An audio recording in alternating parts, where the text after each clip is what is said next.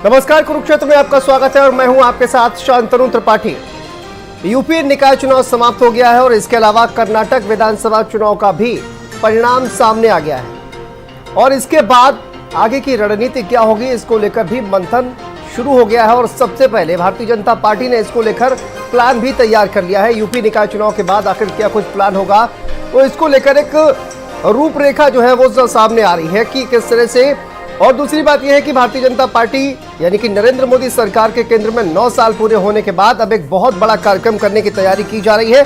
और मोदी सरकार के 9 साल पूरे होने पर कार्यक्रम निकाय चुनाव के बाद अब लोकसभा चुनाव की तैयारी में भारतीय जनता पार्टी जुट गई है और इसी को लेकर जानकारी सामने आ रही है। प्रधानमंत्री नरेंद्र मोदी जून में करीब 20 रैलियां करेंगे और देश के अलग अलग हिस्सों में प्रधानमंत्री नरेंद्र मोदी की रैली होगी। यूपी में अवध, काशी, पश्चिम क्षेत्र में रैली की कार्य योजना बनाई जा रही है। गोरखपुर क्षेत्र में भी एक रैली पीएम की हो सकती है। और देखिए, जेपी नड्डा, अमित शाह समेत कई बड़े नेता इस कार्यक्रम में शामिल होंगे और 1 महीने तक ये जो पूरा कार्यक्रम है वो चलेगा। यूपी की 80 सीटों पर फोकस करने के लिए ये पूरा कार्यक्रम। और आपको बता दें कि अलग अलग राज्यों में भी ये जो रैलियां हैं वो प्रधानमंत्री नरेंद्र मोदी के द्वारा की जाएंगी और 30 मई से 30 जून तक यानी कि 1 महीने तक ये जो पूरा कार्यक्रम है वो चलेगा। तो एक बहुत बड़ा जो प्लान है भारतीय जनता पार्टी की तरफ से बनाया गया है। और ये कहा जा रहा है कि देखिए, अब यूपी में जो है वो बीजेपी के तमाम जो दिग्गज नेता हैं उनका अब उत्तर प्रदेश में जमावड़ा लगने वाला है और प्रधानमंत्री नरेंद्र मोदी भी उत्तर प्रदेश सहित अन्य राज्यों में भी रैलियां करेंगे। लोकसभा चुनाव 2024 की तैयारियों में भारतीय जनता पार्टी जुट गई है और इसी तैयारी को लेकर देखिए, आपको बता दें कि पूरे मोदी सरकार के जो 9 साल का कार्यक्रम है वो पूरा हो गया है कार्यकाल। इसी को लेकर ये पूरा जो प्लान है वो बनाया गया है। चर्चा की शुरुआत करेंगे कि बीजेपी का 2024 को लेकर क्या प्लान है, किस तरह से तैयारी की जा रही है, अन्य दल किस तरह से तैयारी कर रहे हैं। लेकिन उससे पहले जो प्रतिक्रिया है वो आपको सुनाते हैं। अपने सभी कार्यकर्ताओं को लेकर आदरणीय प्रधानमंत्री नरेंद्र मोदी जी की गरीब कल्याण योजना है और उत्तर प्रदेश की सरकार की जो गरीब कल्याण योजना है उनको जन जन तक पहुंचाना है और एक वेलफेयर स्टेट के रूप में कैसे और बेहतर काम कर सकते हैं। हम लोग लगातार फील्ड में रहकर जनता के साथ रहकर उनके सुख दुख में मिलजुल करके रहते हैं और जब भी चुनाव आता है तो जनता हम लोगों को आशीर्वाद कमल के चिन्ह पर देती है। 2014 में माननीय प्रधानमंत्री जी ने बाबा विश्वनाथ जी की नगरी मां गंगा के तट से संविधान ही किया था और देश में लंबे अंतराल के बाद प्रचंड बहुमत की भारतीय जनता पार्टी की सरकार बनी थी। 2019 में बनी थी। अब 2024 में फिर से तीसरी बार देश में माननीय मोदी जी के नेतृत्व में सरकार बनाने के लिए उत्तर प्रदेश 80 की 80 लोकसभा सीटों में कमल खिलाने के लिए पूरी तरह से तैयार है। तो भारतीय जनता पार्टी बड़ा प्लान 2024 को लेकर बना रही है। किस तरह से तैयारी की जा रही है, देखिए, निकाय चुनाव खत्म हो गया है, उसको लेकर तमाम तरह के जो विश्लेषण है वो किए जा रहे हैं। लेकिन भारतीय जनता पार्टी अब आगे की तैयारियों में जुट गई है क्योंकि निकाय चुनाव खत्म हो गया है और 2024 लोकसभा चुनाव आने वाला है। लेकिन इससे पहले 2 राज्यों में विधानसभा चुनाव भी होने वाले हैं और इसी को लेकर भारतीय जनता पार्टी तैयारी करते हुए दिखाई दे रही है। इसी पर चर्चा करेंगे किस तरह से तैयारी कर रही है भारतीय जनता पार्टी, बल्कि अन्य दल भी किस तरह से तैयारी कर रहे हैं। हमारे साथ जो तमाम मेहमान हैं वो जुड़े हैं, उनसे आपका परिचय करा देते हैं। हमारे साथ नवलकांत सिन्हा जी हमारे साथ जुड़े हुए हैं, वरिष्ठ पत्रकार हैं। सर, बहुत बहुत स्वागत है आपका। हमारे साथ भारतीय जनता पार्टी के प्रवक्ता हैं आनंद दुबे जी हमारे साथ जुड़े हुए हैं, बहुत बहुत स्वागत है आनंद जी आपका भी। बाकी के मेहमान भी जल्दी हमारे साथ जुड़ेंगे, उनसे भी आपका परिचय कराएंगे। सबसे पहले मैं नवलकांत जी आपके पास ही आना चाहूंगा। देखिए, यूपी निकाय चुनाव खत्म हो गया है और इस पर आपने देखा कि किस तरह से तमाम जो राजनीतिक दल हैं उनकी प्रतिक्रियाएं भी सामने आई हैं। आपने मायावती जी का भी ट्वीट देखा होगा, आपने अखिलेश यादव जी का भी ट्वीट देखा होगा। विश्लेषण किया जा रहा है, लेकिन अब आगे की जो तैयारी है भारतीय जनता पार्टी इस पर कि कितना हारा कितना जीता ये तो हो गया, अब आगे की तैयारी किस तरह से की जाए उसकी तैयारी में जुट गई है। 9 साल का कार्यकाल भी प्रधानमंत्री नरेंद्र मोदी का पूरा हो रहा है। किस तरह से देखते हैं जो पूरा कैंपेन कहा जा रहा है कि आने वाले वक्त में जो है 20 से ज्यादा रैलियां प्रधानमंत्री नरेंद्र मोदी करेंगे? जी देखिए, नरेंद्र मोदी जब से प्रधानमंत्री बने तब से ये माना जाता है कि 24 घंटे 7 दिन और 365 दिन जो है और पूरे साल बीजेपी चुनाव के मोड में होती है और वो नजर भी आता है। आपको याद होगा जब यूपी में बहुत अरसे बाद एक पार्टी दोबारा जीत के आई थी, उसके परिणाम जिस दिन घोषित हुए उसके अगले दिन प्रधानमंत्री अपने गुजरात में जाके प्रचार में जुट जाते हैं। तो एक बार फिर यूपी में जो बड़ी जीत हुई थी विधानसभा में, उस जीत के बाद एक बड़ी ताकत फिर मिली है बीजेपी को और निकाय चुनाव में एक बड़ी सफलता मिली है। तो जाहिर सी बात है हौसला बुलंद है पार्टी का, लेकिन कभी भी बीजेपी ढीली नहीं पड़ती। या इसको इस तरह से मान लीजिए कि पुराने जमाने में जब राजा जीत जाते थे और आमोद प्रमोद में व्यस्त हो जाते थे और दूसरा शासक आगे बढ़ जाता था, तो वो गलतियां बीजेपी इस नए जमाने में नहीं करती है। तो लगातार चुनाव मोड में है और आप खुद ही बता रहे हैं कि खुद प्रधानमंत्री की इतनी सारी रैलियां प्लान की गई हैं। देखिए, सबसे बड़े स्टार प्रचारक बीजेपी में नरेंद्र मोदी हैं और जाहिर सी बात है जो लोकसभा का चुनाव होगा वो प्रधानमंत्री को चुनने का चुनाव होगा। और ऐसे में जब एक अच्छा माहौल है, 80 सीट सबसे ज्यादा उत्तर प्रदेश पे है, तो एक अच्छी व्यवस्था होगी। एक छोटी सी रिक्वेस्ट है कि बहुत ज्यादा इको आ रहा है, थोड़ा सा उसको भी चेक करवा ले तक। ऑडियो जो है वो नवलकांत जी का सही करिए जी।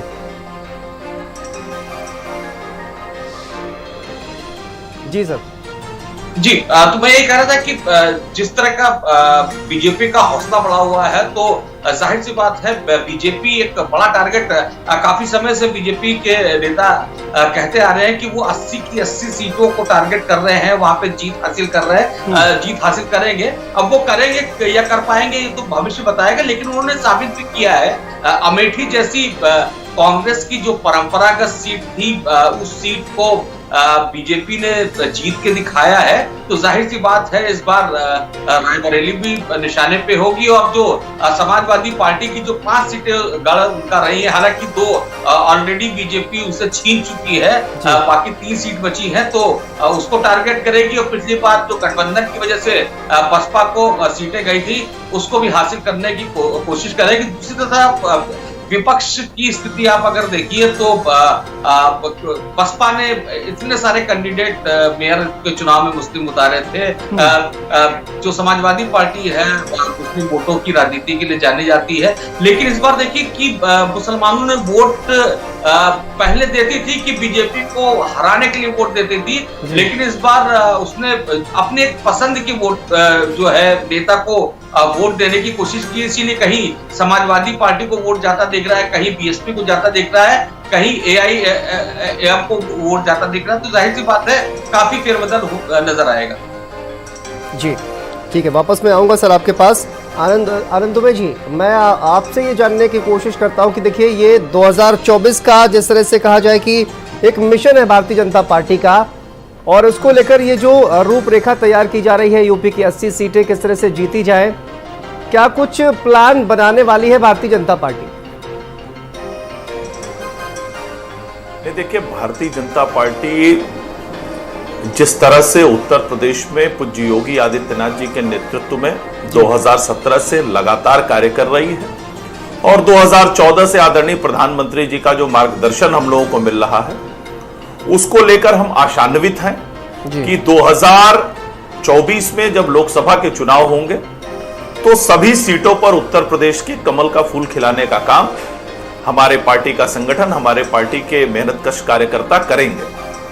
इसके पीछे सबसे बड़ी वजह यह है कि जो गरीब कल्याण योजना और जो law and order Uttar Pradesh में योगी आदित्यनाथ जी की सरकार ने दिया है, जिस तरह से सरकारी योजनाएं धरातल पर पहुंची हैं और उसका फायदा हर एक आम आदमी को मिला है, इसको लेकर हम विश्वास में हैं। और यही वजह है कि चाहे जो चुनाव 2014 के बाद से उत्तर प्रदेश में हुए हैं, अब मेरी आवाज बहुत इको कर रही है, कृपया इसे ठीक कराएं। 2014 के बाद से जो भी चुनाव उत्तर प्रदेश में हुए, जो भी हुए हैं, चाहे वो 17 के विधानसभा चुनाव हुए हो या 19 के लोकसभा चुनाव या 22 के विधानसभा चुनाव, इसके बीच में जो उपचुनाव हुए या पंचायत के चुनाव हुए, और इसके अलावा अभी जो निकाय चुनाव हुए, तो नगर निगम, नगर पालिका परिषद और नगर पंचायत के जो चुनाव हुए, इन सभी चुनावों में भारतीय जनता पार्टी ने उत्तरोत्तर बेहतर प्रदर्शन किया है। अभी आप रिसेंटली नगर निकाय चुनाव को देख लीजिए, भारतीय जनता पार्टी एकमात्र पार्टी है जिसका वोट जो है 1% से ज्यादा जो है इस चुनाव में बढ़ा है। पिछली बार जो है हमें 30.8% मिला था, इस बार हमें 31.22% वोट मिला है। वहीं समाजवादी पार्टी को पिछली बार 18% मिला था, इस बार वो घट के 14.94% हो गया। बहुजन समाज पार्टी को 14.3 मिला था, इस बार घट के वो 8.81 पे आ गए और कांग्रेस आधे पे पहुंच गई है। पिछली बार 10 मिला था, इस बार 4.90 है। तो जनता ने इससे ये प्रकट किया है कि भारतीय जनता पार्टी के प्रति जनता का विश्वास बढ़ा है और अन्य दलों के प्रति भारतीय जनता पार्टी का जो विश्वास है वो घटा है। और यही वजह है कि इसी आधार पर हम कह रहे हैं कि योगी आदित्यनाथ जी का जो यशस्वी नेतृत्व उत्तर प्रदेश में है, जिस तरह से उन्होंने बिना थके, बिना रुके और बिना भेदभाव किए उत्तर प्रदेश में शासन और अनुशासन देने का काम किया है, निश्चित रूप से हम इस पर आगे बढ़ते हुए उत्तर प्रदेश की सभी सीटों पर कमल का फूल खिलाएंगे। ठीक है आनंद जी, लेकिन पश्चिमी उत्तर प्रदेश में कहीं ना कहीं भारतीय जनता पार्टी की जो पकड़ है वो ढीली दिखाई दे रही है। वजह यह है कि देखिए मेरठ और सहारनपुर मंडल की बात की जाए तो यहाँ पर नगर पालिका, नगर पंचायत की 90 में से 64 सीटें भारतीय जनता पार्टी हार गई। क्या कमी रह गई सर वहां पर? नहीं, देखिए सबसे बड़ी बात यह है कि हमने 17 नगर निगम जीते हैं और निश्चित रूप से पार्टी इस पर मूल्यांकन करेगी कि नगर पालिका में, नगर पंचायत में जो कमी रह गई वो क्यों रही। कई जगह ऐसा भी हुआ है कि हमारे अपने ही जो लोग असंतुष्ट रहे उनकी वजह से भी पार्टी को नुकसान हुआ और कई जगह ऐसे अन्य कारण भी हो सकते हैं। लेकिन क्या कारण रहे हैं, इन सभी चीजों की समीक्षा जो है वो हमारे आदरणीय प्रदेश अध्यक्ष जी, संगठन महामंत्री जी, पूरा संगठन मिलकर ये तय करेगा कि आखिर क्या वजह रही जिसकी वजह से जो ये कमी रह गई वो क्यों रह गई, और निश्चित रूप से इन कमियों को हम दूर करेंगे। यही भाजपा की सबसे अच्छी चीज है कि हम चुनाव में अच्छा प्रदर्शन करें या खराब, हम अपनी कमियों को स्वीकार करते हैं और उसको बेहतर करते हैं, ना कि कोई बहाना ढूंढते हैं। ठीक है नवलकांत जी, इस बार आपने देखा कि किस तरह से जो मुस्लिम वोट है वो कहीं ना कहीं हर एक दल की तरफ डिस्ट्रीब्यूट हुआ है, चाहे वो कांग्रेस पार्टी हो, चाहे वो समाजवादी पार्टी हो, बहुजन समाज पार्टी हो, आम आदमी पार्टी हो या फिर AIMIM हो। हर तरह से देखा जाए तो एक जो मुस्लिम वोट बैंक है वो कहीं ना कहीं डिस्ट्रीब्यूट होता हुआ नजर आ रहा है। समाजवादी पार्टी जिसको सबसे ज्यादा मुस्लिम वोट कहीं ना कहीं मिलता था, इस बार जो है वो बढ़ता हुआ आपको जो है वो दिखाई दे रहा है। क्या इसके पीछे वजह मानते हैं सर आप? देखिए बीजेपी के उदय के संग ही ये मुसलमानों में धारणा थी कि ये पार्टी जो है ये मुस्लिम विरोधी पार्टी है और लंबे समय तक बीजेपी की छवि ऐसी ही रही। अटल जी के जमाने में जब अटल जी प्रधानमंत्री बने थे उस समय उन्होंने कोशिश की और ये कोशिश की कि सभी लोगों के बीच बीजेपी एक्सेप्टेड हो, लेकिन ऐसा कुछ हुआ नहीं है। लेकिन पिछले कुछ समय से ये जो योजनाएं तमाम सरकार की चल रही है, चाहे वो जनधन योजना हो, चाहे आवास योजना हो, चाहे सिलेंडर की योजना हो, जितनी भी योजनाएं चल रही है उसका लाभ मुसलमानों को भी मिल रहा है। तो उसकी वजह से ये काम जरूर हुआ कि बीजेपी उनकी फेवरेट तो पार्टी नहीं हुई है, लेकिन एक जो उनका आक्रोश था कि ये हमारी दुश्मन पार्टी है वो थोड़ा सा कम हुआ है और उसको लगता है कि नहीं, तमाम योजनाएं हैं जिसका फायदा उनको हो रहा है। वो जो मुस्लिम है वो बीजेपी को वोट देने का मन तो अभी मुझको नहीं लगता कि किसी भी स्थिति में बनाना चाह रहे होंगे, लेकिन हाँ उनको जो वो पहले वोट करते थे कि किसी भी तरह से बीजेपी को हराना है, उसलिए वो वोटिंग करते थे। इस उत्तर प्रदेश के निकाय चुनाव में मुझको लगता है ऐसा हुआ है कि उनको ये लगा कि बीजेपी के अलावा कौन सा दूसरा कैंडिडेट है जो सब में बेहतर है उसको वोट दिया जाए। यही वजह है कि कहीं कांग्रेस को भी वोट मिला है, कहीं AIMIM के प्रत्याशी को वोट मिला है, कहीं सपा को मिला है, कहीं बसपा को मिला है। तो मुझको लगता है कि ये जो परिवर्तन आया है वो बीजेपी के लिहाज से बहुत अच्छा है और दूसरे दलों के लिए, खासतौर से समाजवादी पार्टी को एक परेशानी में डालने वाला है कि पूरे के पूरे एक बहुत बड़ा वोट बैंक समाजवादी पार्टी के संग जुड़ा हुआ था, वो कहीं ना कहीं बिखरा है। आप मुरादाबाद की जीत से अंदाजा लगा सकते हैं, या देवबंद में भी बीजेपी जीती है उसके तौर पर भी देख सकते हैं कि कहीं ना कहीं जो सोच थी मुसलमानों की उसमें थोड़ा सा परिवर्तन है। ठीक है, हमारे साथ दो अन्य मेहमान भी जुड़ गए। हमारे साथ चंचल यादव जी जुड़ गए हैं, समाजवादी पार्टी के प्रवक्ता, और हमारे साथ विकास श्रीवास्तव भी जुड़ गए हैं, कांग्रेस पार्टी के प्रवक्ता है। चंचल जी, आपने देखा कि देखिए मोदी सरकार के 9 साल का जो कार्यकाल है वो पूरा हो गया है, और इसी के बाद क्योंकि निकाय चुनाव उत्तर प्रदेश का वो भी संपन्न हो गया है, कर्नाटक में विधानसभा चुनाव संपन्न हो गया, और इसके बाद एक कैंपेन भारतीय जनता पार्टी शुरू करने वाली है, और 20 से ज़्यादा जो रैलियां हैं वो प्रधानमंत्री करने वाले हैं। इसके अलावा जेपी नड्डा, अमित शाह और तमाम बड़े नेता जो है वो राजनीतिक जो रैलियां जो है वो करने वाले हैं। एक कैंपेन कहा जाए कि चलाया जाएगा। समाजवादी पार्टी की आगे की रणनीति क्या होगी, क्या इसको लेकर प्लानिंग अब की जा रही है? देखिए, कहा जाता है कि दुनिया चले न श्री राम के बिना, राम जी चले न हनुमान के बिना। आपने देखा होगा कर्नाटक के अंदर जिस तरीके से बजरंगबली भारतीय जनता पार्टी और प्रधानमंत्री के झूठ से आजिज आकर के उन्होंने श्राप दे दिया कि जाओ, ये कर्नाटक गया। आपने देखा होगा इनके झूठ से वो भी तंग आ चुके थे, भगवान बजरंगबली भी तंग आ चुके थे, और उन्होंने वो जो है वहां पे इनको, जो हमारे प्रधानमंत्री अपनी सारी रैलियों में पहले भारत माता की जय बोला करते थे, अब जय बजरंगबली जय बजरंगबली जय बजरंगबली चिल्लाते थे। लेकिन बजरंगबली ने कहा उनके झूठ से तंग आ चुके थे।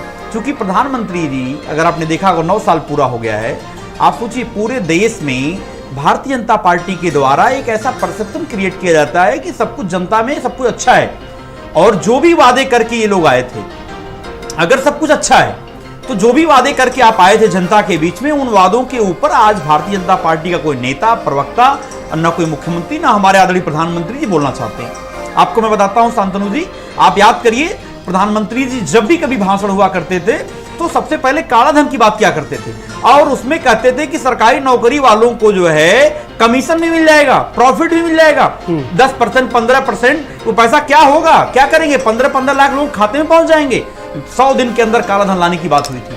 आज प्रधानमंत्री जी के मुंह से काला धन शब्द कोई सुनने को तो कभी कोई सुन नहीं सकता है। 2 करोड़ रोजगार की बात करते थे, आज रोजगार के बारे में कोई बात ही नहीं करता है।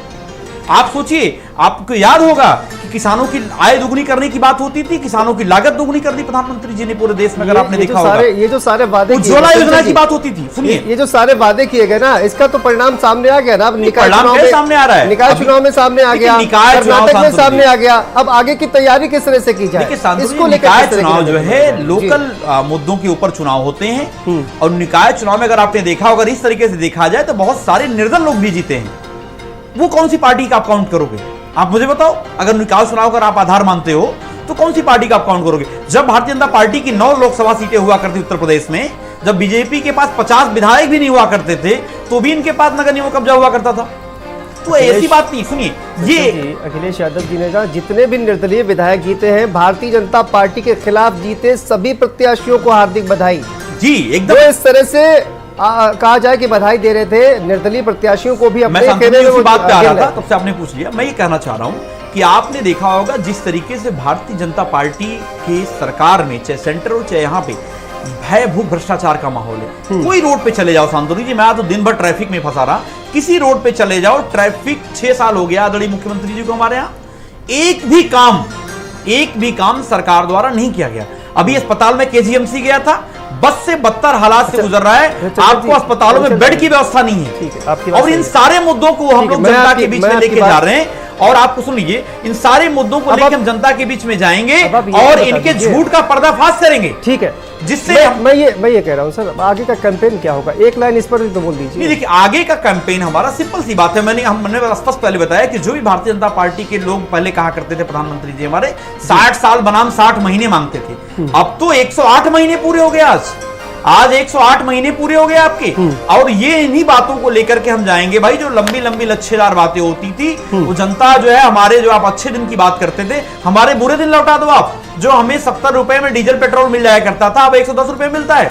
जो गैस सिलेंडर हमें 400 रुपए मिल जाया करता था, वो आज 1200 रुपए मिलता है। और हमारे प्रधानमंत्री 18 घंटे मेहनत करते हैं, और मेहनत कहां करते हैं? उद्योगपति साथियों को पैसा कमाने के लिए। जब उनसे पूछा जाता है अडानी जी के बारे में, तो कहते हैं कि हमने हर घर नल योजना से 6.5 करोड़ लोगों को जोड़ दिया। अगले दिन बोलते हैं हमने 12 करोड़ लोगों को जोड़ दिया। क्यों झूठ ही तो बोलना है। भारतीय जनता पार्टी के प्रवक्ताओं को झूठ की ट्रेनिंग दी जाती है, टीवी पे बैठ के बड़े बड़े झूठ बोलो और केवल जो है जो गलत डेटा है उसको आपको प्रस्तुत करो, जनता को गुमराह करने का काम। ठीक है, मैं वापस आऊंगा आपके पास। विकास श्रीवास्तव जी भी हमारे साथ जुड़ गए हैं। विकास जी, देखिए एक बड़ा कार्यक्रम जो है वो भारतीय जनता पार्टी कर रही है। कांग्रेस पार्टी अब किस तरह से, चूंकि देखिए बहुत बड़ी जीत कर्नाटक में कांग्रेस पार्टी ने दर्ज की है, निश्चित तौर पर आत्मविश्वास जो है वो कांग्रेस पार्टी का बड़ा होगा। और इसके बाद एक गठबंधन को लेकर भी कहा जाए कि जिस तरह से कयास लगाए जा रहे थे, अब उन पर भी कहीं ना कहीं विराम लगता हुआ दिखाई देगा। कांग्रेस पार्टी उसमें भी कहीं ना कहीं लीड करती हुई दिखाई देगी। किस तरह से आगे की कैंपेनिंग विकास जी होने वाली है? देखिए, पार्टियां नहीं जीतती हैं, जनता की जीत होती है।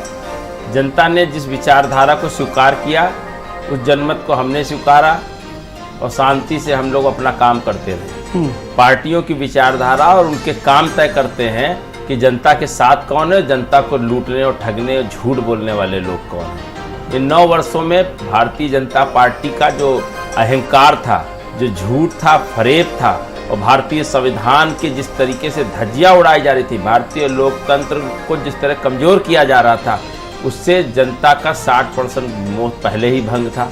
पर जोड़ तोड़ ईडी, सीबीआई और विधायकों की खरीद फरोख्त से भारतीय जनता पार्टी आज गुजरात, उत्तर प्रदेश और उत्तराखंड में के अलावा कहीं दिखाई नहीं पड़ती है। पर इसके बाद भी उसने जोड़ तोड़ करके 2-3 राज्यों में अपनी सरकार बनाई।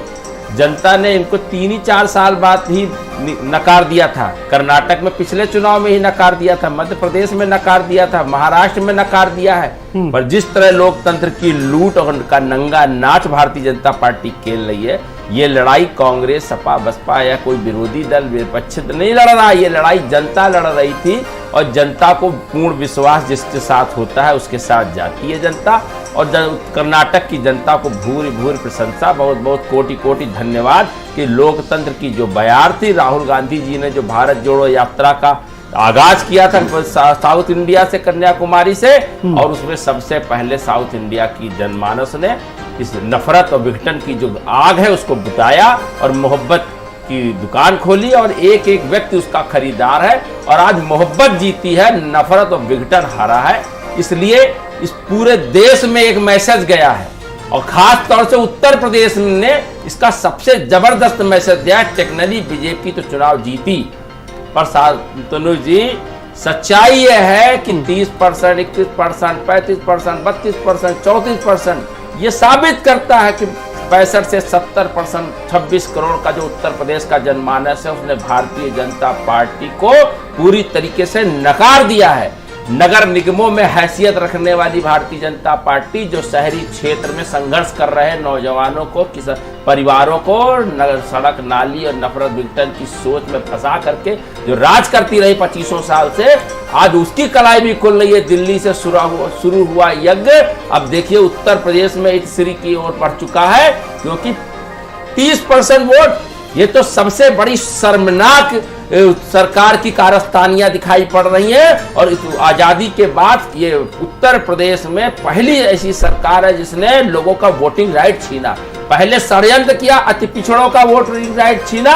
सुप्रीम कोर्ट के दखल के बाद ट्रिपल टेस्ट नहीं किया गया, उसकी जांच नहीं की गई और आनन फानन में अति पिछड़े वर्ग के अधिकारियों को योगी आदित्यनाथ ने अपने कमरे में जूता चप्पल पहन के भी जाने से रोक दिया। चप्पल उतार के बेचारे गए। इससे बड़ा कुठाराघात अति पिछड़ों पर नहीं हो सकता।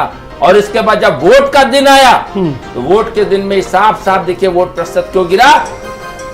केवल मूल कारण था दलितों, अति पिछड़ों, अल्पसंख्यकों का परिसीमन से लेकर वोट काटने तक का सारा षड्यंत्र इनके पन्ना प्रमुखों का षड्यंत्र था।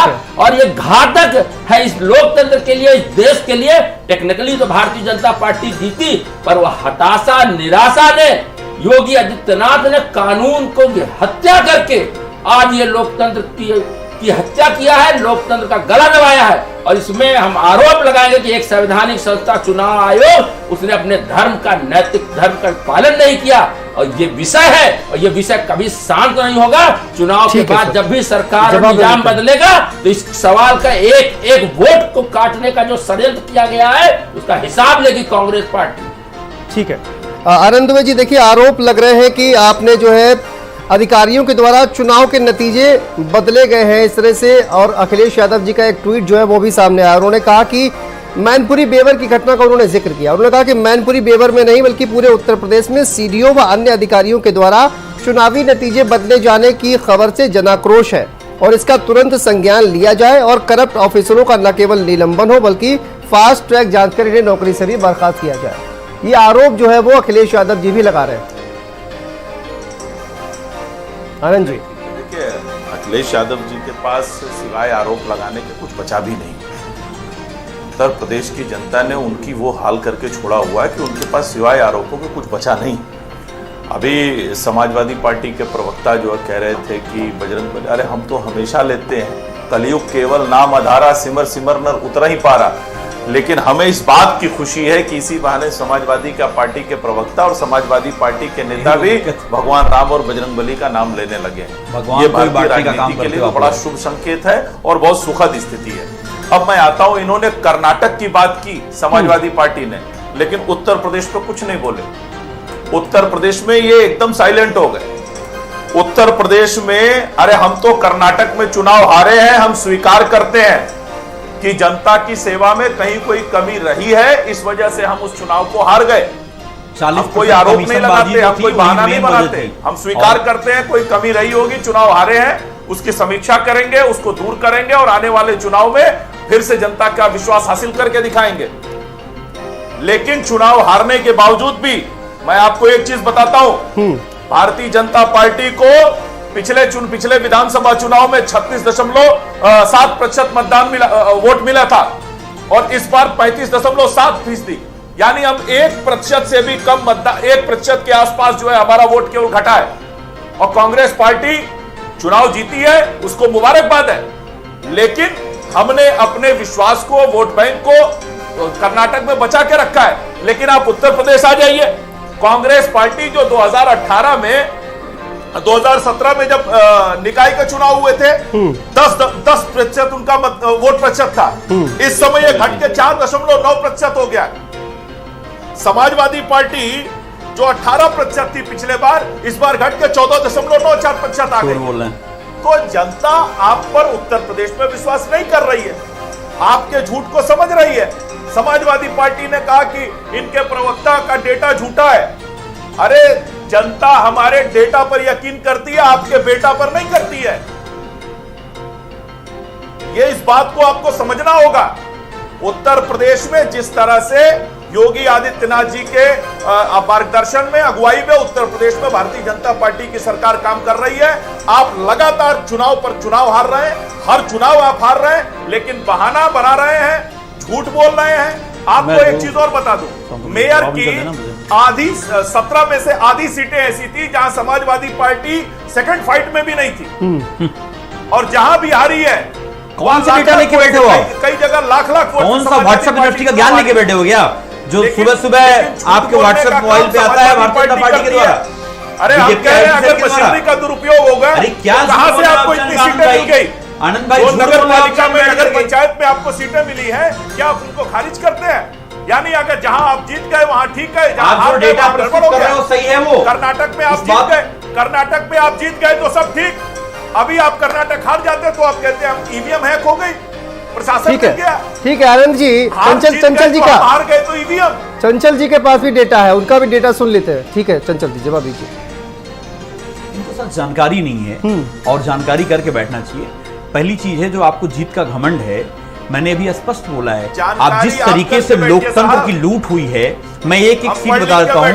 आजमगढ़ जिले में इनका सुपड़ा साफ हो गया, पूरे आजमगढ़ में, बस्ती में सुपड़ा साफ हो गया इनका। जितनी धांधली कर सकती थी ये, मैं आपको बता दूं, अपनी नगर पंचायत बता रहा हूं, मेरी जो नगर पंचायत थी, जिस तरीके से भारतीय जनता पार्टी के नेता द्वारा जो सरेआम 100 लोगों को लेकर के पूरे तांडव किया गया, गुंडागर्दी की गई, एसडीएम से लेकर के कोतवाल से लेकर के सबको मैनेज करके, जिस तरीके से वोटर लिस्ट में, शांतनु जी मैं ऑन रिकॉर्ड बोल रहा हूं, जो मन के वो कर लेना, आप सुन लेना मेरी बात को, ऑन रिकॉर्ड वोटर लिस्ट में इन्होंने रेड लाइन पे रेड पेन चला दी कि इन वोटरों को नहीं डालना है। और मैं आपको बताऊं 650 वोट इन लोगों ने कट कर दिया, और पर्टिकुलर उस समाज के ऐसे मुसलमान का, यादव का वोट इनको नहीं मिलना था। और इन्होंने इतनी बड़ी धांधली करने के बावजूद भी पूरे जिले में बस इनको केवल एक सीट मिली है, और ये जीत का घमंड बता रहे हैं अपने आप को। अरे मेरे दोस्त, आप भी चुनाव हारे हो, 2002 हारे, 2004 हारे, 2007 हारे, 2009 इस बात का छोटा सा जवाब हारे, देते हैं, उसके बाद नवल कांत जी के पास। हाँ, 2012 हारे, और ये जीत का कौन सा घमंड है? ठीक है, मैं झूठे डेटा आप पेश कर रहे हो। आप बता रहे हो कि हमें इतना वोट मिला, हमें उतना वोट मिला। सुन लीजिए, समाजवादी पार्टी, सुन लीजिए, सुनते सुन लीजिए, हम 2004 भी हारे, 2009 भी हारे, 2004 से 2014 तक कांग्रेस की सरकार रही, लेकिन भारतीय जनता पार्टी ने कभी ईवीएम पे सवाल नहीं उठाया। लेकिन 2014 आडवाणी जी को झूठा मानते हो, आदरणीय आडवाणी जी को झूठा मानते हो। 2009 में भूल गए क्या? आपके पार्टी के मंडल में जो बोलते हैं सीनियर नेता है आदरणीय आडवाणी जी ने ईवीएम को सवाल उठाया था। यही तो बात बोलता हूं मैं, भारतीय जनता पार्टी के लोग डेटा को मानते नहीं है, जो इनके व्हाट्सएप यूनिवर्सिटी पे आता है बीजेपी ऑफिसर के द्वारा, उसी को लेकर आप बात करते हो, इसीलिए फेक बातें कर रहे हो आप मुझे बताओ आनंद भाई, आप मुझे बताओ 2009 में क्या आदरणीय आडवाणी जी ने ईवीएम को लेकर के चलिए ठीक है, मैं आऊंगा आपके पास आनंद जी। आप मुझे बताइए कितनी ठीक है चंचल, मैं आऊंगा आपके पास, मैं आऊंगा आपके पास आनंद जी। प्रशासन ने गड़बड़ी कर दी। ठीक है आनंद जी, चाहिए आप लोगों को शर्म तो आपको आनी चाहिए। आप मुझे बताओ ना, अभी मैं बताता हूँ, गलत हाथ में है, न परिवार संभाल रहा है, न पार्टी संभाल रही है, पार्टी आप टीवी पर बैठ के दूसरों को इन्होंने उस सहारनपुर में 22 मतों से सपा की नगर पंचायत अध्यक्ष जीत गई। अरे भाई साहब सुन लीजिए, और इन्होंने आप जाइए और फिर से एनालिसिस करिए कितने वोट से आप चुनाव हारे हैं। चंचल जी, क्या ये जो तमाम आप गिना रहे हैं कि चाहे वो आजमगढ़ हो, चाहे वो सहारनपुर हो, इन तमाम जगहों पर आपके अकॉर्डिंग जिस तरह से गड़बड़ियां हुई हैं, इसकी तो शिकायत की होगी ना आपने चुनाव आयोग को? आप मुझे बताओ ना, शिकायत कब नहीं हुई है? अभी आपको याद होगा जब तो क्या एक्शन हुआ सर? अखिलेश यादव जी ने, चंचल जी क्या एक्शन हुआ, क्या एक्शन लिया गया? मेरी बात सुनिए ना, बाकायदा चुनाव आयोग को बाकायदा कहा कि हर विधानसभा में 10 से 15 हजार वोट काटे गए, तो बाकायदा चुनाव आयोग ने नोटिस जारी किया कि हमें डेटा दीजिए। अरे मैं चंचल जी प्रदेश से डेटा दिया गया। मैं ये कह रहा हूं कि आजमगढ़ में लेकिन पूछिए, आज जो संवैधानिक संस्थाएं हैं क्या काम कर पा रही हैं क्या सही से? मैं ये पूछना चाह रहा हूँ, सुनिए ना चंचल जी, मेरी बात तो सुनिए। मैं ये कह रहा हूँ चंचल जी, आपने कहा कि आजमगढ़ में गड़बड़ी हुई, आपने कहा सहारनपुर में गड़बड़ी हुई, आपने शिकायत भी की, आपने शिकायत की कि उस पर क्या कोई एक्शन लिया गया था, क्या कोई कार्रवाई क्या हुई उस पर? क्या आपके पास कोई जानकारी है चंचल जी? कोई कार्रवाई नहीं, मैं वही तो बता रहा हूँ। चलिए ठीक है, ठीक है, बैठा रहा, मैं आपको बताता हूँ। ठीक है, मैं आऊंगा सर, मैं आऊंगा, मैं सबको मौका मिलना चाहिए। मैं इसके बाद मैं इसके बाद आऊंगा। नहीं, मैं इसके बाद आनंद जी ठीक है, आनंद जी वहाँ के एसडीएम को हटा दिया गया। ठीक है, मुझे बताओ क्या बात करेंगे? ठीक है, मैं इसके बाद आऊंगा आपके पास आनंद जी। ठीक है आनंद जी, मैं आऊंगा। नवल कांत जी देखिए, उत्तर प्रदेश की बात करेंगे। भारतीय जनता पार्टी को जो है नगर पालिका की अगर बात की जाए तो 199 सीटों में से 88-89 सीटें जो है वो मिली हैं। क्या कहा जाए कि जो एक बगावत है पार्टी के अंदर, वो एक बड़ा कारण रहा? नगर पंचायतों में भी भारतीय जनता पार्टी को अपेक्षाकृत जिस तरह से नगर निगम में क्लीन स्वीप किया, उस तरह की सफलता नहीं मिली है। तो बगावत अंदर जिस तरह से कहा जाए कि पार्टी के ही जो नेता है वो बागी हो गए, कहीं पर कार्रवाई भी हुई है, आपने देखा। एक तो ये इसका खामियाजा कहीं ना कहीं भारतीय जनता पार्टी को इन यूपी निकाय चुनाव में भुगतना पड़ा, और दूसरा ये कर्नाटक में जिस तरह से जीत हुई है कांग्रेस पार्टी की, और उसके बाद आपने देखा कई ऐसे राजनीतिक दल थे जो कांग्रेस पार्टी से बचने की कोशिश कर रहे थे, लेकिन ये जो रिजल्ट अब सामने आया है, इसके बाद से क्या जो पूरा एक तरह से जो तस्वीर है, क्या वो बदलती हुई नजर आएगी गठबंधन की अगर बात की जाए तो? देखिए, आपने दो अलग अलग क्वेश्चन पूछे हैं, लेकिन सार उसका लास्ट में एक ही होगा, क्योंकि देश अब लोकसभा चुनाव की ओर बढ़ रहा है। पहले तो कर्नाटक की बात करते हैं। कर्नाटक में निश्चित रूप से एक बड़ी सफलता मिली है कांग्रेस को, और एक कांग्रेस के अंदर एक जान आई है, मजबूती आई है।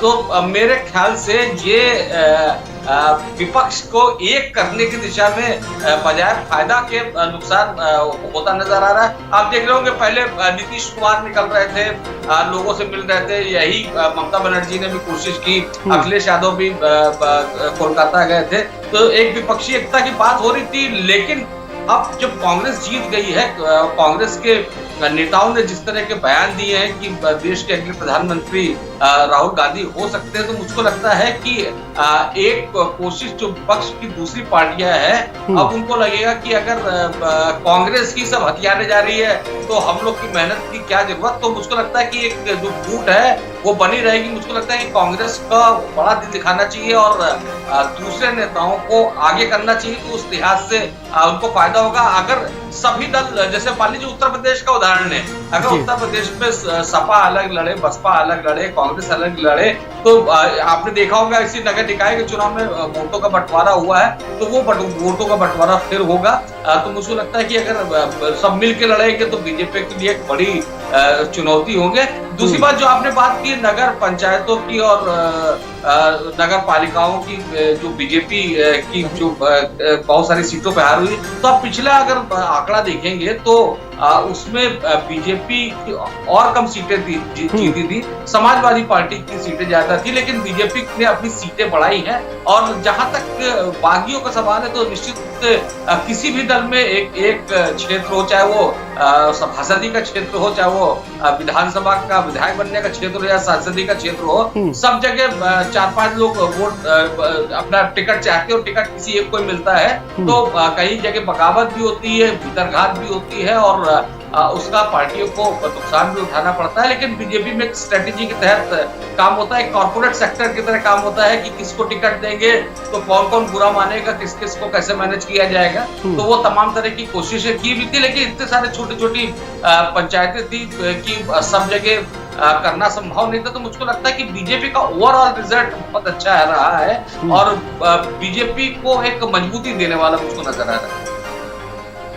जी लेकिन देखिए सर, आप जिस तरह से कहा, आजमगढ़ की अगर हम बात करें तो आजमगढ़ में आपने देखा कि विधानसभा चुनाव की बात करें, विधायक जो है समाजवादी पार्टी के वहाँ पर डोमिनेट समाजवादी पार्टी करती है, लेकिन लोकसभा चुनाव अभी उपचुनाव हुआ, वहाँ पर भारतीय जनता पार्टी ने जीत हासिल की।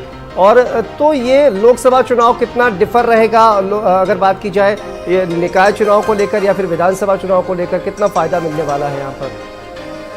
देखिए पूरे देश में मतदाताओं ने, और हमको लगता है कि जो मतदाता हैं उसको सभी दलों को सलाम करना चाहिए कि वो समझदार होती जा रही है। वो विधानसभा में अक्सर दूसरे मूड में होती है और लोकसभा चुनाव में अक्सर दूसरे मूड में होती है। उदाहरण के तौर पर दिल्ली जैसे राज्य को ले लीजिए कि वहां पे जब विधानसभा के चुनाव होते हैं तो पूरी के पूरे वोट आपकी तरफ डाइवर्ट होते निकलते हैं, ज्यादा से ज्यादा आप के विधायक बनते हैं। और जब लोकसभा के चुनाव होते हैं तो सबकी सब सीटें बीजेपी जीत जाती है। तो इसको इस तरह से आप पूरी तरह से नहीं जोड़ सकते हैं। उत्तर प्रदेश में भी आप देखिए नगर निगम में भी बीजेपी का राज बहुत लंबे समय से रहा है, लेकिन उसके बाद कई चुनाव में कभी सपा जीत के आई, कभी बसपा जीत के आई। तो सब चुनाव अलग अलग ढंग के अलग अलग बूथ पे होते हैं, लेकिन हाँ जब अच्छा माहौल बनता है तो उस पार्टी को ताकत मिलती है और दूसरी पार्टियों को चुनौती बढ़ती है। तो मुझे लगता है कि इस समय जो सबसे ज्यादा चुनौती बढ़ रही है वो समाजवादी पार्टी के लिए, क्योंकि पिछले चुनाव तक नजर आ रहा था कि जो समाजवादी पार्टी है वही बीजेपी को हटा सकती है, वही बीजेपी को किनारा कर सकती है। और विधानसभा चुनाव में भी जो परिणाम आए, निश्चित रूप से बीजेपी को एक बड़ी जीत मिली, लेकिन विपक्ष के तौर पे समाजवादी पार्टी उभर के आई। तो मुझको लगता है कि अब बड़ी चुनौती है समाजवादी पार्टी के लिए और कुछ ज्यादा ही मेहनत उनको आने वाले समय के लिए करनी पड़ेगी। आता हूं मैं आनंद जी आपके पास, लेकिन विकास श्रीवास्तव जी से उससे पहले एक प्रतिक्रिया लेते हैं। विकास जी, प्रमोद कृष्णन जी से जब ये पूछा गया था कि देखिए निकाय चुनाव में कांग्रेस पार्टी ने उतना अच्छा प्रदर्शन नहीं किया, एक नेशनल पार्टी है, तो उन्होंने कहा कि देखिए इसकी जिम्मेदारी जो है वो समाजवादी पार्टी के पास थी। तो क्या लोकसभा में भी यही जिम्मेदारी, जिस तरह का नवल कांत जी ने भी जिक्र किया, क्या समाजवादी पार्टी को जिम्मेदारी उत्तर प्रदेश की दी जाएगी अगर विपक्षी एकता की बात की जाए तो?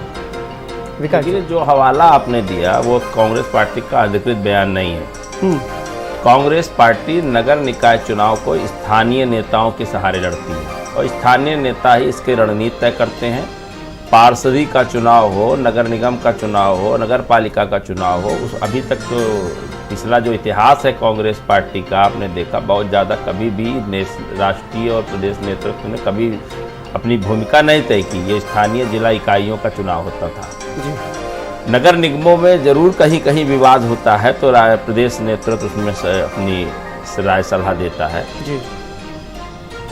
कांग्रेस पार्टी राष्ट्रीय पार्टी है और राष्ट्रीय स्तर पे अपनी तैयारी कर चुकी है। 2024 के चुनाव को लेकर जिस तरीके से पूरे समूचे देश में एक बदलाव की आंधी आई है, नफरत, जैसे मैंने कहा कि झूठ और फरेब और महंगाई, बेरोजगारी और जिस तरीके से संवैधानिक संस्थाओं का दुरुपयोग हो रहा है, उसको लेकर देश का जो सम्मानित मतदाता है उसको समझ में आ रहा है कि लोकतंत्र खतरे में है। भारत की जो पहचान है अनेकता में एकता, उसको पूरी तरीके से छिन्न भिन्न करने का षड्यंत्र कर रही है सरकार। मौजूदा सरकार ने केवल नफरत फैलाई है, लोगों के दिलों को तोड़ा है और समाज को तोड़ा है। आज भय और आतंक का माहौल पैदा करने का प्रयास किया जा रहा है। लिंग के आधार पर, धर्म के आधार पर, जाति के आधार पर लगा वोट लेने वाली भारतीय जनता पार्टी ने केवल लोगों को छला है इन 9 वर्षों में। और अब भारतीय जनता पार्टी के पास जब डिलीवरी शून्य है, जनमानस सोचने को मजबूर हो गया है, तो उसमें उत्तर प्रदेश का 26 करोड़ मतदाता भी तैयारी कर चुका है। उसका परिणाम आपको इस नगर निगम चुनाव में दिखा। हमारी प्राथमिकता ना होने के बावजूद पूरी शिद्दत से जुट के चुनाव में हम जिस तरीके से सपा और बसपा का जो क्षेत्रीय राजनीतिक आधार है, उस आधार पर जिस तरह हम उतर के नहीं चुनाव लड़ने गए, भाजपा की तरीके से नफरत विघटन सोच को आधार पर टिकट वितरण में भी हमने इंटरफेयर नहीं किया, ना स्टेट इकाई ने ना नेशनल इकाई ने। तब भी आपने देखा होगा 4 महानगर निगमों में Congress party net to net fight लड़ी और मुरादाबाद में तो मात्र 3000 के आसपास के अंतर से कांग्रेस पार्टी का पराजय स्वीकार किया। जनता का फैसला हम स्वीकार करते हैं। पर एक बहुत बड़ा अल्पसंख्यक दलितों का समुदाय जो है, जिसको इन्होंने सबसे ज्यादा छला, अति पिछड़ों का साजिश, रोहिणी आयोग की 17 बार कार्यकाल बढ़ाया, अति पिछड़ों का जो सामाजिक न्याय नहीं मिला, उनकी 69,000 शिक्षक भर्ती हो, वेतन विसंगतियां हो तमाम तरीके की, सरकारी नौकरियों में जिस तरीके से विसंगतियां आई हैं, सरकारी संस्थाओं को जिस तरह बेचा जा रहा है, इन सारी चीजों को लेकर 60% मतदाता पहले भी इनके खिलाफ था। पर जोड़ तोड़ और जिस तरीके का षड्यंत्र करके ये चुनाव जीतना चाहते हैं भारतीय जनता पार्टी के लिए, एक सच्चाई ये है कि ये 24 घंटे पूरे जीवन इस देश को केवल नफरत और विघटन में तोड़ करके केवल वोट प्राप्त करने का षड्यंत्र करते थे। और हमारी कमी क्या रही है, हम अपनी कमी भी बता दें। हमारी कमी ये रही है कि हम नफरत विघटन के आधार पर वोटों का ध्रुवीकरण करने के लिए हम कैंडिडेट नहीं सेलेक्ट करते हैं, हम उसको कैंडिडेट बनाते हैं जिसका पार्टी में योगदान है, जो महात्मा गांधी और कांग्रेस की विचारधारा में विश्वास रखता है और देश की एकता अखंडता के लिए शहादत देने को भी तैयार है। उसलिए कहीं उत्तर प्रदेश में हम अपना वो मैसेज दे पाने में पिछले 32 वर्षों से कमजोर हुए हैं। हमको सहयोग चाहिए। जो लोग जो सपा बसपा के लोग कर्नाटक में ये कहा गया कि देखिए बजरंग दल को बैन कर देंगे और उसको बीजेपी ने इतना बड़ा मुद्दा बना दिया। देखिए बजरंग दल और उसके बाद देखिए झारखंड में भी यही बयान एक बार फिर से आ गया नहीं था। तो ये ध्रुवीकरण की कोशिश तो कांग्रेस पार्टी भी कर रही है ना सर। देखिए बजरंग दल मीडिया का मुद्दा था। बजरंग दल भगवान हनुमान जी के नाम पर श्री राम सेना का मोहन पारेकर ने बैन लगाया। बजरंग दल नाम रख ले देने से आप नौजवानों का अपमान करेंगे। इस देश मोहब्बत के लिए जाना जाता है, राधा कृष्ण का देश है। इस देश में आप लाठी डंडों से नौजवान युवतियों को पीटने का छोटा सा जवाब आनंद जी, की कोई पहचान जी आप सकारात्मक पहचान होनी चाहिए। जी आपके पास आता हूँ आनंद जी, एक छोटा सा जवाब कि आप देखिए बांटने की राजनीति करते हैं और जिस तरह से आपने मुद्दा बनाया हनुमान जी को लेकर, कहीं ना कहीं कर्नाटक में जो है वो संगठन में मुद्दा था। भाई साहब ये हनुमान जी का नाम तो लाइए ना इस पूरे डिबेट में, क्योंकि नाम मैं अपना नाम राम रख लूं और इसके बाद भगवान राम का नाम लिखा है, इसलिए अब मैं आतंकवाद करूंगा। आनंद जी जवाब दीजिए। नरों में इंद्र होता है नरेंद्र, पर जिस तरीके से भाषा बोलते हैं, सोनिया जी के खिलाफ जो भाषा बोला उन्होंने, मनमोहन सिंह जैसे विद्वान व्यक्ति के विषय में जो बोलते हैं, आदरणीय राहुल गांधी जी के विषय में जो बोलते हैं, मल्लिकार्जुन खड़गे जी दलितों के मसीहा, एक गरीब परिवार का निकला व्यक्ति, उसके खिलाफ नरों में इंद्र नरेंद्र। मेरा नाम भी जो धार्मिक नाम है, जो अध्यात्म जो कुंडली में नाम, मेरा नाम भी नरेंद्र। सर जवाब, पर मैं सत्य की लड़ाई लड़ रहा हूँ। मैं सत्ता से बाहर हूँ। सर, देखिए, ये लोग सत्ता में रहते हैं क्योंकि इनका गुजरात से नाम जुड़ा है, गोधरा से जुड़ता है। गाली पहचान बनाना दोनों और तरफ से गाली देने का काम दोनों तरफ से होता है। गाली चाहे इसको नहीं वो कहते हैं। मौत का सौदागर बोला जाए, उनको भी तो बोला गया। कौन वो बोला कहते था? हैं कि देखिए हमारे किसने बोला? हमारे अटल पास बिहारी वाजपेयी जी ने उनको हमको कहा 91 कि बार गाली दी आपने गई है। नैतिक धर्म का पालन नहीं किया। जी। 2000 लोग अगर हम राजा हैं और 2000 लोगों की मौत होती है तो नैतिकता के आधार पे हमको न्याय करना चाहिए और नहीं न्याय ठीक है। कर पा सकते हैं तो विकास ऐसी जी, दोषियों को छोड़ मैं- देना चाहिए, आनंद ना जी- कि उसको जस्टिफाई करके वोट की राजनीति करिए और वैश्विक स्तर पे भारत की पहचान बनाइए। नफरत, विघटन, हत्या और गोधरा और मुजफ्फरनगर दंगा हमारी पहचान होगी, क्योंकि ये लोग मुख्य आरोपी रहे हैं। इनके कभी बच ठीक है। नहीं सकते। सर, जवाब ये लेते हैं। भारतीय अरुण जी, राजनीति अरुण जी, के जवाब इतिहास दीजिए। में ये लोग हमेशा गोधरा मुजफ्फरनगर के दंगे के ठीक है, ठीक है सूत्रधार सर। और पुरोधा के आनंद जी, रूप में जवाब पहचाने दीजिए। जाएंगे। आनंद जी, जवाब दीजिए। नहीं, देखिए, मैं कांग्रेस पार्टी के प्रवक्ता का जोश समझ सकता हूं। वो कहने कि जरा सा कुदरत ने क्या नवाजा जो आके बैठे हो अगली शफ में, तुम्हारी रंगत बता रही है, तुम्हारी शोहरत नई नई है। तो अभी ताजा ताजा कर्नाटक 140 साल, 35 साल पुरानी रहेगा। पार्टी को कांग्रेस आप पार्टी नई को नहीं भी बता रहेगा। रहे हैं। कांग्रेस पार्टी के आगे अरे भाई, आपने आपका जोश बड़ा नया नया। शांत हो जाइए भैया, शांत हो जाइए। ऐसे डिबेट शांत हो जाइए। आप बोल रहे हैं तो मैं शांत आता ना। बजरंग दल बना लो, कोई दल आप शांत बना लो, रहिए। नफरती दल बना लो, थोड़ा धैर्य रखिए, धैर्य रखिए। मुझे पता है पुरानी पार्टी क्या है। हिंदू मिटाओ भाई, एंकर महोदय ने शांत कराइए तो मैं बोल लूं। ठीक है, आनंद विकास जी, जी, इन्हें शांत कराइए तो मैं बोल लूं। विकास जी, प्लीज सुन हिंदू लेते हैं। मिटाओ और दल कर बना के आइए, विकास जी, क्योंकि हम प्लीज, हिंदू प्लीज, मिटाने में ज्यादा प्लीज। शौक रखते हैं। विकास जी, सुन आप लेते हैं। 80% हिंदुओं का ठीक है। मत पाने के बाद सबसे ज्यादा हिंदुओं के खिलाफ आपने षड्यंत्र किया।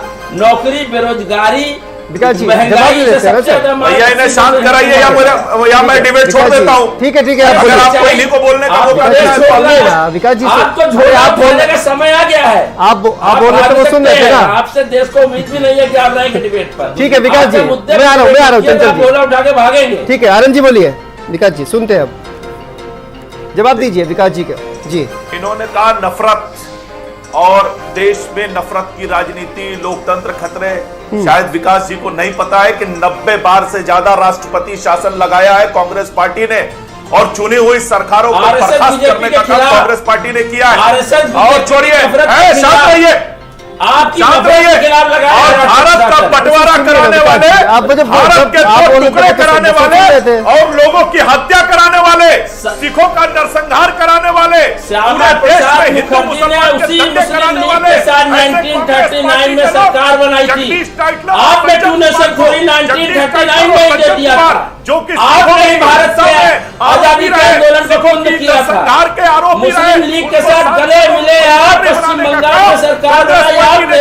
टू नेशन थ्योरी आप लाते हैं, पाकिस्तान की परिकल्पना आपके नेता करते हैं, श्यामा प्रसाद लाशों के मुखर्जी। ऊपर अपनी कुर्सी उनके आधार पर आप भी चाहिए बात कांग्रेस करते पार्टी के हैं। प्रवक्ता को यहाँ बैठ कर प्रवचन सच्चाई। देते हुए कांग्रेस पार्टी का पूरा इतिहास नफरत और हिंसा पर का है। आपकी कुर्सियां लाशों के ऊपर रखी हुई है। आपने देश का बंटवारा कराया, लाखों लोग उसमें मारे गए, बेघर हुए।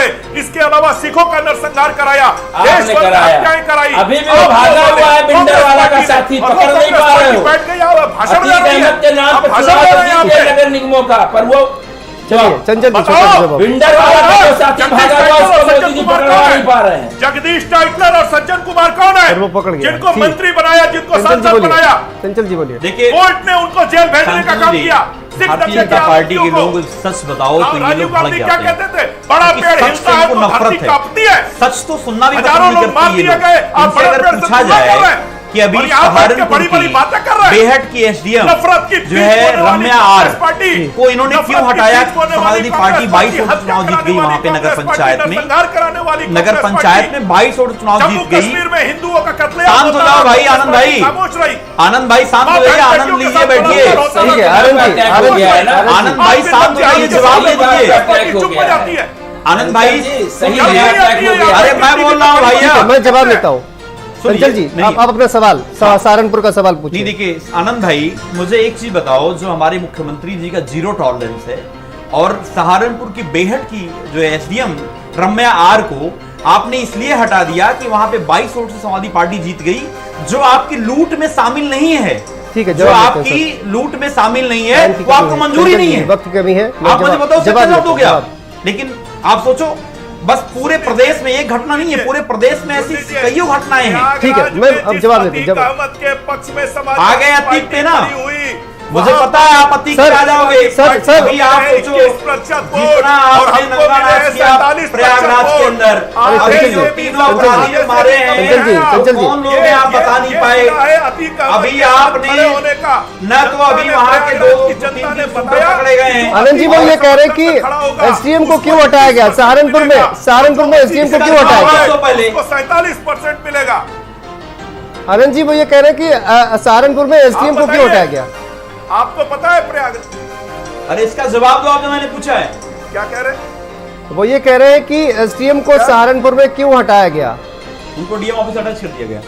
नहीं, ये एसडीएम को अगर हटाया गया है तो ये समाजवादी पार्टी कैसे कह रही है कि वो जीतने के लिए 22 वोट से सपा जीत गई वहां से, तमाम कारणों हटा दिया गया।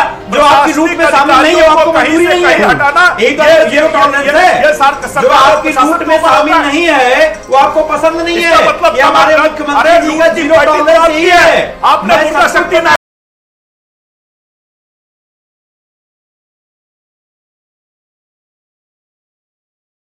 जवाब तो चंचल यादव आप जवाब दो। ठीक है, दुर्गा शक्ति वक्त की कमी है। मैं फाइनल कमेंट नवल कांत जी से चाहूंगा, उसके बाद ठीक है चंचल जी आनंद जी, देखिए वक्त की कमी है, मैं एक मिनट का वक्त उसका ट्रांसफर करने का काम समाजवादी पार्टी करती थी। ठीक है नवल कांत जी, देखिए आपने देखा कि 9 साल जो है केंद्र में सरकार को हो गई है।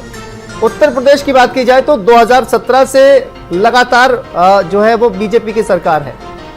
अगर इतने कहा जाए कि काम सही नहीं हो रहे हैं तो कुछ ना कुछ अगर गड़बड़ है तो फिर आखिर जनता चेंज क्यों नहीं लाती है? क्या आपको लगता है कि जो जनता जो है वो चेंज क्यों नहीं ला रही है?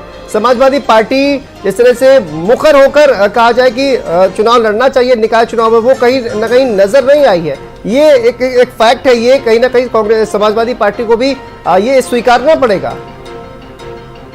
देखिए मोदी जी जब देश के प्रधानमंत्री बने तब से उनका कद बहुत बड़ा हो गया है। जहाँ तक उत्तर प्रदेश की बात है, उत्तर प्रदेश में यहाँ पे 2 नेता हो चुके हैं, यानी एक नरेंद्र मोदी का चेहरा और उसके बाद योगी आदित्यनाथ का चेहरा। तो जाहिर की बात है 2 बड़े चेहरे हैं और बीजेपी ने 2 बार जीत के भी दिखाया, नगर निकाय चुनाव में भी और पिछले विधानसभा चुनाव में भी। तो मुझको लगता है कि विपक्ष के सामने बहुत बड़ी चुनौती है कि खुद को बचाए रखना, खुद को खड़ा रखना और आपस में ऐसा समीकरण बनाना कि एक दूसरे को फायदा हो। ठीक है, बहुत बहुत शुक्रिया नवल कांत जी आपका, और आनंद जी आपका भी बहुत बहुत शुक्रिया, विकास जी आपका भी बहुत बहुत शुक्रिया, चंचल जी आपका भी बहुत बहुत शुक्रिया चर्चा में शामिल होने के लिए। तो कुरुक्षेत्र में आज के लिए इतना ही, दीजिए इजाजत, नमस्कार।